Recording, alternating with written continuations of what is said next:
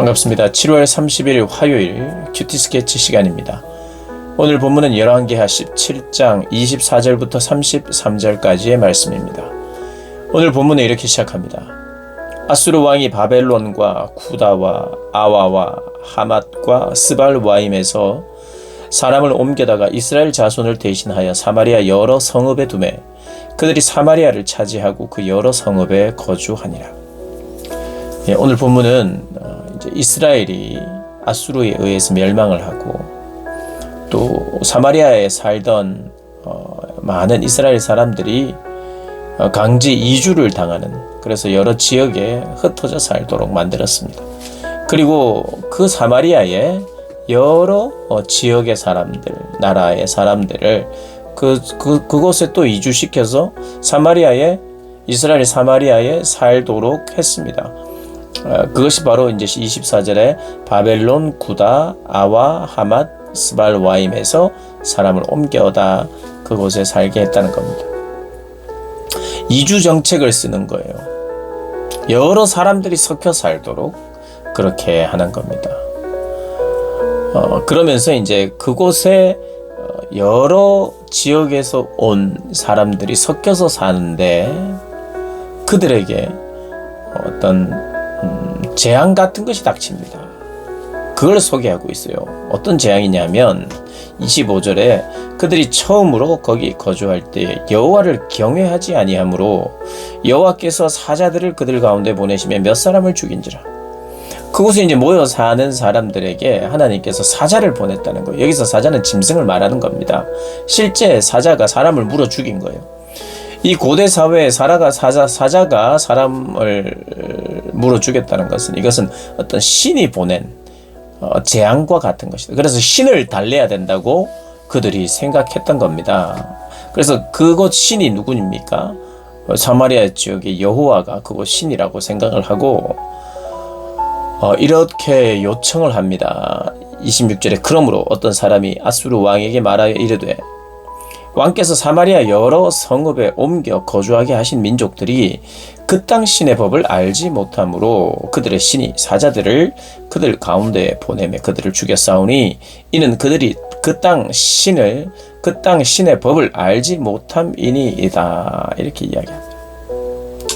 우리가 이 땅의 신을 어떻게 섬겨야 되는지 우리는 전혀 모르기 때문에 이 신을 섬기는 방법을 우리에게 가르쳐줄 제사장을 보내달라고 이야기를 하는 겁니다. 그래서 아수르 왕이 제사장을 보내줘요. 27절 아수르 왕이 명령하여 이르되 너희는 그곳에서 사로잡아온 제사장 한 사람을 그곳으로 데려가되 그가 그곳에서 가서 거주하며 그 땅 신의 법을 무리에게 가르치게 하라 하니 하나님을 이제 섬길 수 있는 방법을 설명하라는 겁니다. 그렇게 설명하고 여호와를 어떻게 섬겨야 될지 경외하는 것을 가르쳐 줬어요. 사실은 여호와를 섬기는 방법을 가르쳐 주면 어떻게 진짜 가르치면 뭡니까? 여호와를 섬기려면 다른 우상을 다 제거해야 돼요. 오직 하나님만 사랑하는 거죠. 여호와를 섬긴다는 것은 그분만 사랑하는 겁니다. 오직 그분 한 분만을 사랑하는 거. 그게 여호와 섬기는 법이거든요. 그런데 이스라엘 백성들이 어떻게 살았죠?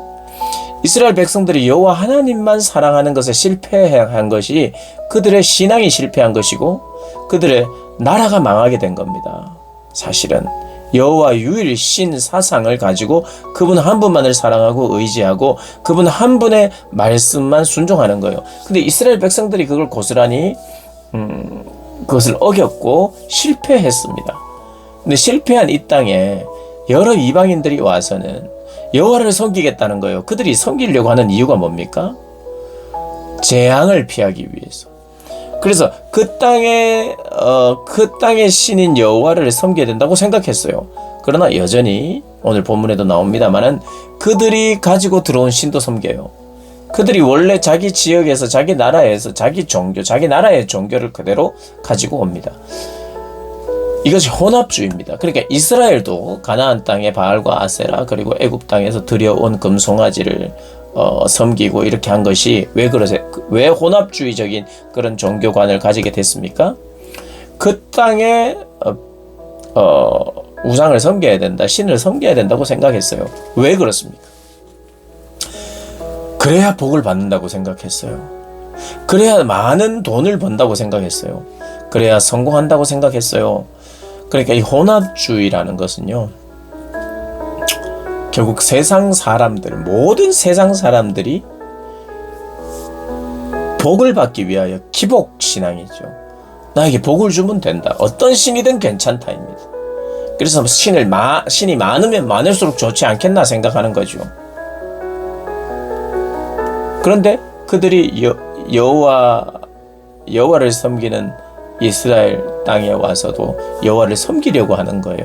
왜요? 사자에 의해서 물려 죽었거든요, 여러 사람이. 이게 큰 신으로부터 온 재앙인 줄 알고 그걸 피하기 위해서 합니다. 그러니 이스라엘 백성도 혼합주의적인 종교관 때문에 망했고, 여기 이주민들이 들어와서, 여러 이방인들이 들어와서 이들도 망할 수밖에 없는 것은 그들이 여호와 하나님만 섬길 수 있는 사람들이 아니에요. 사실은 어떻게 보면 여호와께서 그들에게 사자를 보내서 그들을 징계했다는 것은 기회를 준 겁니다. 너희들이 여호와 하나님께 관심을, 여호와 하나님이 누군지 알려고 하느냐? 알아라. 나는 누구냐? 나만 창조주이고 나만 섬겨야 된다는 걸 가르쳐주고 나만 사랑해야 된다는 걸 가르쳐줬을 거예요. 그러나 그들이 그렇게 행하지 않습니다. 순결하게 하나님만 섬기는 것이 하나님의 뜻인데 그렇게 하지 않아요. 그래서 사실 우리가 이 본문의 내용을 보면 참 사람들은 결국에는 나에게 필요한 것에만 관심이 있어요. 인격적이신 신이 필요한 게 아니에요. 내가 섬겨야 될 대상이 필요한 게 아니에요. 나에게 필요한 것을 채워준다면 왜 어떤 신이든 괜찮은 거예요. 거기에 빠져 있어요. 그래서 결국에는 우리의 신앙이라는 게 하나님을 만납니다. 하나님을 압니다. 그래서 하나님으로부터 도움을 받기도 하고 성공도 합니다. 좋은 열매를 맺기도 해요. 성취합니다. 우리의 삶 속에서도 그래요. 하나님을 섬긴 결과로 어떤 것을 성취하게 합니다. 성취를 했어요. 그런데 하나님 때문에 내가 성공도 하고 성취도 한 것까지는 좋아요. 어쩌면 그것이 쉬워요. 어려운 게 남아 있습니다. 그게 뭐냐면 그분만 사랑하면서 그 신앙을 지키면서 자리를 지키고 신앙을 지키고 유지하는 게 더 어려워요. 그런데 그게 더 중요해요. 하나님만 사랑하겠느냐라고 하는 질문은 나에게 성취하게 하실 때는 사랑할 수 있어요. 그러나 성취가 없어 보이고 다른 이들에게 눈이 돌아가고 교만해지면 여호와 한 분만을 사랑하는 그 신앙을 저버립니다. 지키지 못하고 유지하지 못합니다. 그래서 성취했는데 타락하는 경우가 있죠. 그럼 어떻게 됩니까? 성취했던 그 영광도 사라집니다. 땅에 떨어집니다. 우리 그런 모습을 많이 볼 거예요. 어떤 사람이 신앙인 중에 내가 신앙인으로서 주님 앞에 이렇게 살아서 하나님께서 이런 성취를 주셨어요. 그런데 그가 주님 앞에 범죄하고 또 그가 신앙을 지키지 못하고 그 안에서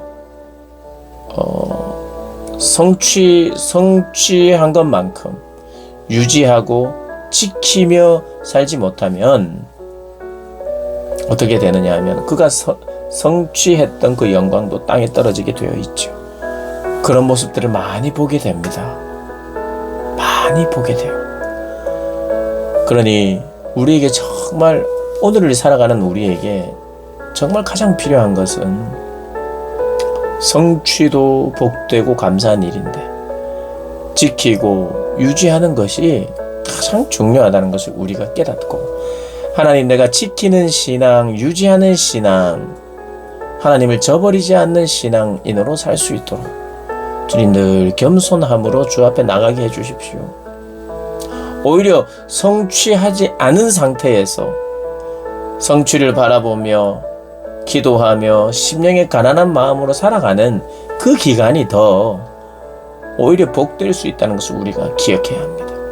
너무 빠른 성취, 쉬운 성취는 하나님조차도 잊어버리기 쉽다는 것 우리가 기억하면서 하나님 성취 이후에 유지 그리고 지키는 자 되게 해달라고 기도하시며 신앙생활 하시는 저와 여러분 되시기를 주님의 이름으로 축복합니다.